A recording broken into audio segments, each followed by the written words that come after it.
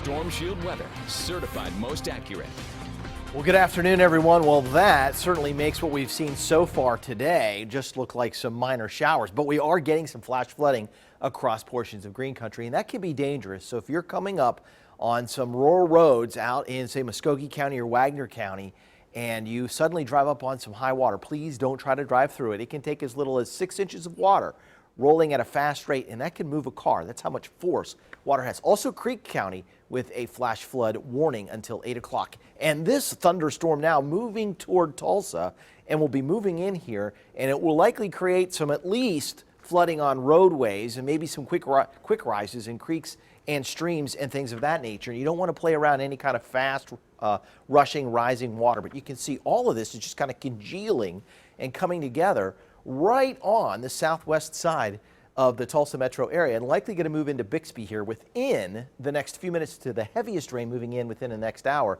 Glenpool in about 17 minutes, and Winchester in a couple of minutes here. And that heavy cell that I just showed you from the BOK camera, that's moving up 412 to 244 toward downtown Tulsa out of Sapulpa right now. And that'll likely move into Jenks in about 12 minutes and over toward Union in about 26 minutes. And that'll continue moving off to the east. We widen things out.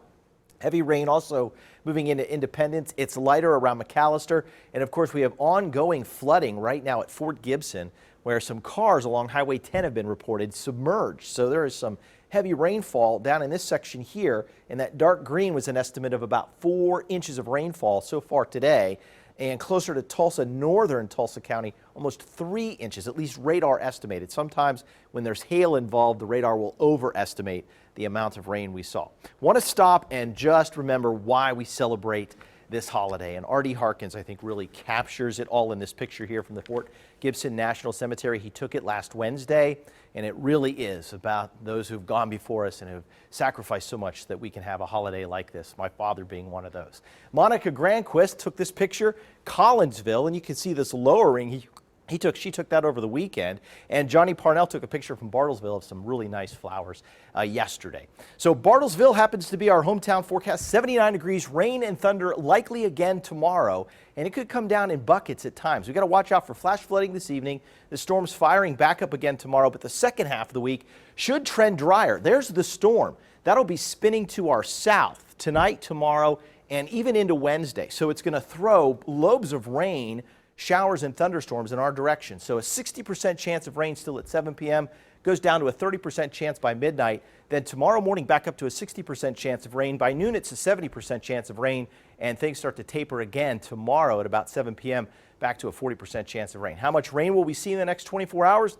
Well, this is hit and miss, and there will likely be a lot heavier amounts in some isolated spots, and that's the problem with storms like this. You can have a little in one spot and a lot in another. Henrietta had a thunderstorm earlier.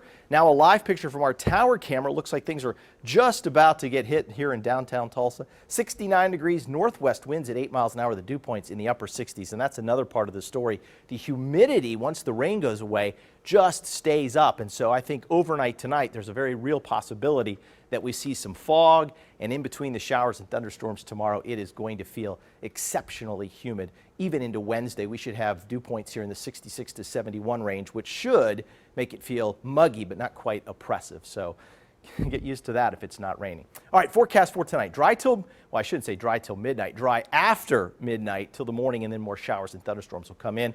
Overnight lows in the middle 60s with south winds at 5 to 10 miles an hour. Tomorrow, periods of rain and thunder, 78 only for the high. 78 in Pryor, 77 Muskogee, 77 at Bristow, 77 at Bartlesville. And then on Wednesday, 84 with a 30% chance of rain. We're down to a 30% chance of rain on Thursday, a high of 86.